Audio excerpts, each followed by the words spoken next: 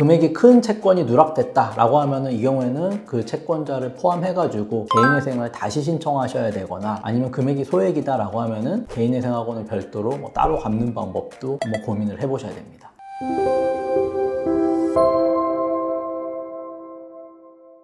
변호사님, 개인회생 파산에서 그 채권 누락이라고 있던데, 이게 채권 누락이라는 게 정확하게 어떤 걸 말하는 건가요?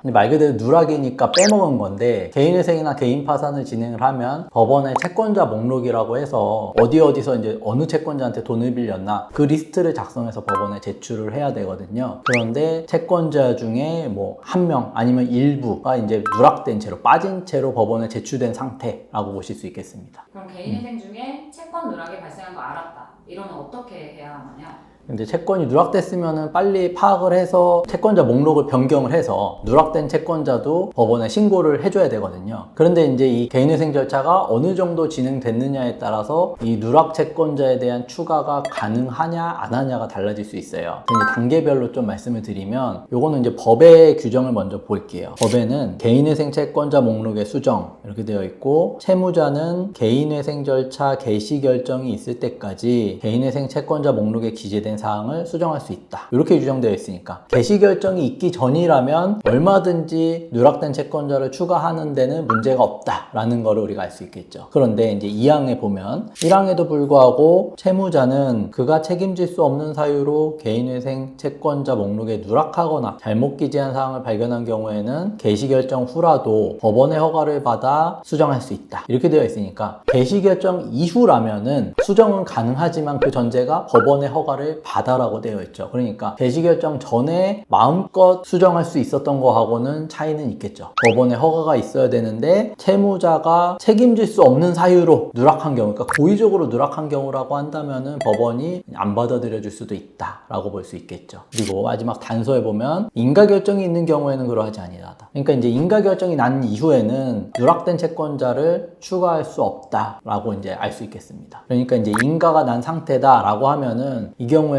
뭐 누락된 채권자 같은 경우는 이제 추가할 수가 없고, 그러면 이 채무는 사실 비면책으로 남기 때문에 개인회생이 끝난다 하더라도 이건 계속 따로 갚으셔야 되는 문제가 발생하거든요. 금액이 큰 채권이 누락됐다 라고 하면은 이 경우에는 그 채권자를 포함해가지고 개인회생을 다시 신청하셔야 되거나, 아니면 금액이 소액이다 라고 하면은 개인회생하고는 별도로 따로 갚는 방법도 한번 고민을 해보셔야 됩니다. 그럼 개인 파산 채권 누락도 같다고 생각하면 될까요?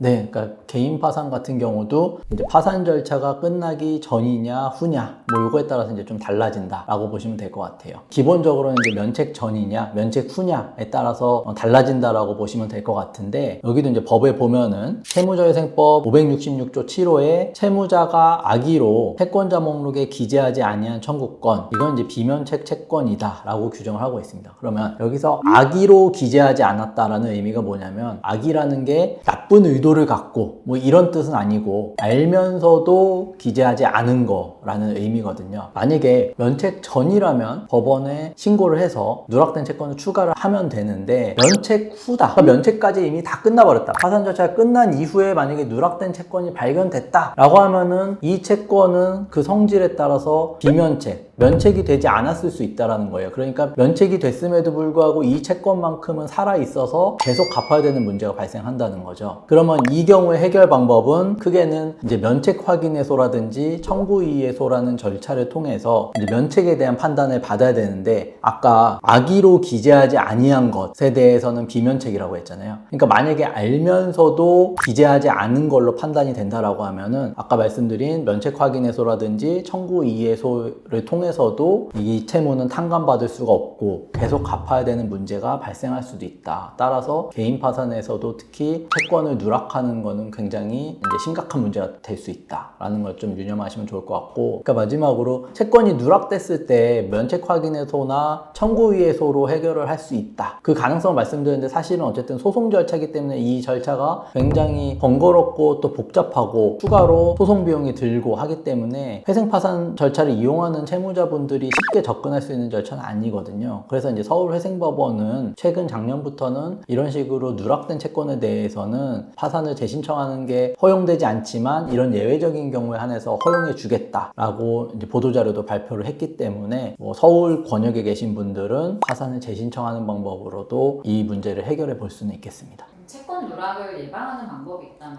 좀 알려주세요.